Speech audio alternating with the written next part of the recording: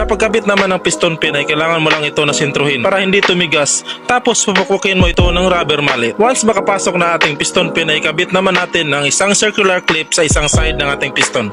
Napaka-importante mga boss ng circular clip dahil ito po yung maglalak ng ating pin para hindi sumayad sa liner. I-check ang mga circular clip kung nakapasok ba ng maayos sa kanyang mga groove mga boss bago mo ikabit ang ating mga bearing shell. Sa pagkabit naman ng bearing mga boss ay kailangan na malinis ang lahat ng part ng ating Conrad arm at ang ating cap bago natin ikabit ang ating bearing shell. At mas maigi mga boss na gumamit ka ng kunting langis para magkaroon ito ng lubricant. Pagkatapos mga boss ay salpak mo na ang ating cap sa ating Conrad. So ito yung magiging posisyon ng ating bearing shell sa kanyang cap. Ang dalawang bearing ay kailangan na mag-aabot ang kanilang mga dowel mga boss. Pero hindi po ito totally na naka-align sa isa't isa mga boss ha. Ang bihas po ito. Ang upper na bearing ay may butas po yan, samantalang ang lower na bearing naman po ay wala. Dito sa side ng Conrad arm mga boss ay makita po ang ating mga marking. Sa pamagitan po ng marking mga boss ay malalaman natin kung alin ang sa side ng injection pump at ang alin naman ang sa side ng exhaust manifold. So napaka-importante po nito mga boss kaya kailangan na malalaman natin ito. Dito naman po sa ibabaw ng piston ay meron po itong marking na arrow. Ang ibig sabihin po ng arrow na ito mga boss ay kailangan na i-position mo ang ating piston sa front ng ating engine. Ito naman po yung pre-combustion ng ating piston. Dito magtatama ang injection ng ating fuel. Dito sa side ng piston na manipis mga boss ay ito yung sa injection pump na side. At ang side naman na makapal na piston mga boss ay ito naman yung sa exhaust manifold. Maraming paraan